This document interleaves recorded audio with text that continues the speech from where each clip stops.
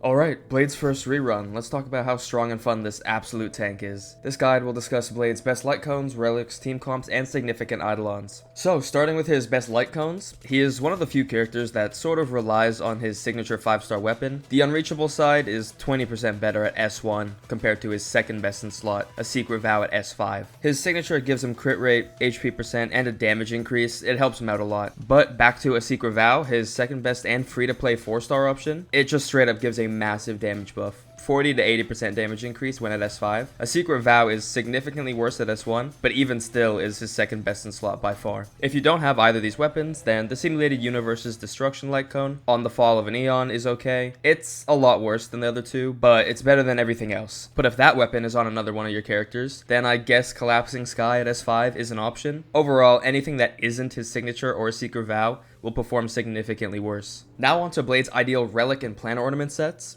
He really only uses Longevous Disciple. It's perfectly tailored to his kit, increasing max HP and giving him 16% crit rate, which he will have 100% uptime on. Other than that 4-piece set, any combination of 2-piece Longevous Disciple, the Wind set, or the Messenger set can be used if you already have good pieces. For his Planar Ornaments, Inert Salsado is his best in slot, but not by much. It gives him crit rate and buffs his ult and follow-up attack, which is majority of his damage. Not far behind in performance is Rudolent Arena. It gives the same amount of crit rate, but instead buffs his skill, which does nothing. And basic attack. Use whatever you have better substats on, but farm Inert Salsado if you have nothing. Moving on to the Mainstats and Substats to generally aim for. Blade wants crit on the body piece, either damage or rate, whatever you need more of. Then speed on the boots is preferred, but HP percent can be used as a placeholder if you don't have good speed boots. Then for his Planar Sphere, wind damage is best, and the rope should always be HP percent. Then the substats Blade wants are crit rate, crit damage, speed, and then HP percent is a nice bonus, but don't aim for it. Finally, onto Blade's best team comps. So he is primarily used in two different comps, Hyper Carry and Dual DPS. So Blade is the only character that functions really well in a Dual DPS comp because of his SP positive playstyle and insane personal damage. Blade's best Dual DPS team and current best team in the game is Blade, Jingliu, Ruan Mei, and Huohuo. This team is absolutely insane. Then Blade's best Hyper Carry team is Blade, Bronya, who is his best teammate by far, a debuffer like Silverwolf or Pela, then a healer like Luocha or Huohuo. Since he drains HP, having a healer instead of a shielder will generally be safer. Now for his Eidolons, Blade's E1 buffs his ultimate, that's about it. Overall, it's pretty bad for an E1. Next, his E2 gives him 15% crit rate when in his buff state. E4 increases his max HP when it drops below 50%. It's actually pretty strong, as a 40% increase would buff his damage quite a bit. Then finally, his E6 reduces charge stacks to 4, which procs his follow-up attack, while also buffing his follow-up attack by 50% of his max HP. This does prefer the Inert Salsado set, as you will trigger his follow-up attack a lot more. Alright, that's the end of the Blade quick guide.